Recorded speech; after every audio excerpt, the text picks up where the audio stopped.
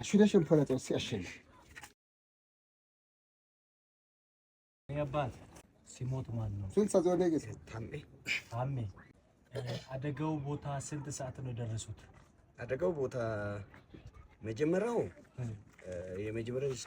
የሞቱ ሰዎች ለማውጣት የሄደ ነው። እዛ ወደ 8 ሰዓት አካባቢ ነው። ከዛ በኋላ አደጋው ደረሰ፣ ተቀበረ። ከዛ እንዴት መውጣት ቻለ? እንዳለ የእንሰት ኮባ ነበርና ኮባው ፊቱን፣ አፍንጫውን፣ አፉን ሁሉ ሸፍኖ አፈሩ እንዳይደርስ ሸፍኖ ሳለ ከዛ በኋላ ነፍስ መኖሩን ደግሞ አረጋግጬ እንዴ ወደ ሰማይ ስመለከተው በዚች በአንዱ አይን ስመለከት እንደ በጫ መልክ ሆኖ ወደ ላይ ስታይ ለኔ ተገለጠ።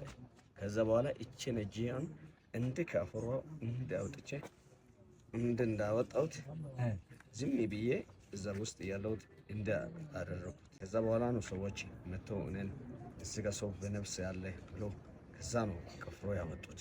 እንኳን ነፍስን ፈጣሪ ያተረፈሽ። ከመቶ ምናምን ሰዎች ከሞቱት መሃል ከአፈር ውስጥ የተገኘ ነፍስ ነው። ይባካችሁ ኢትዮጵያውያን፣ እኛ ብዙ ሰዎች አሉ፣ ሁሉ ጋር መድረስ አንችልም። አሁን ግን እኛ አባታችን እንድታከሙ የኢትዮጵያ ትንሽ 10,000 ብር እንሰጣለን። ሌሎችም ጋር በእንደዚህ አይነት እየደረሰን የምንችለውን ሁሉ እናደርጋለን። እናንተ ልበቀና ኢትዮጵያውያን ይህንን ቪዲዮ ስታገኙ ሼር፣ ኮፒ ሊንክ፣ ሪፖስት በማድረግ ለብዙ ልበቀና ኢትዮጵያውያን እንድታደርሱ በታላቅ አክብሮትና ትህትና ጠይቃቸዋለሁ።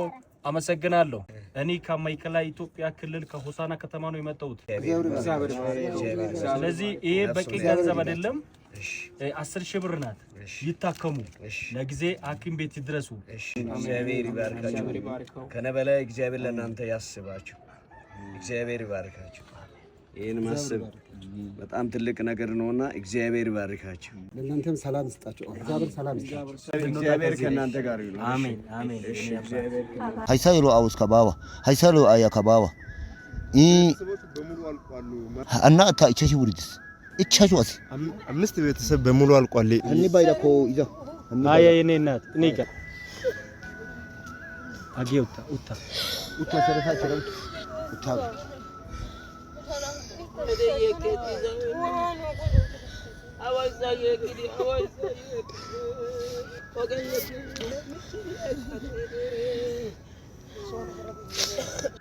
ለነዚህ ህፃናት ከፈጣሪ በታች ምንም ነገር የለም።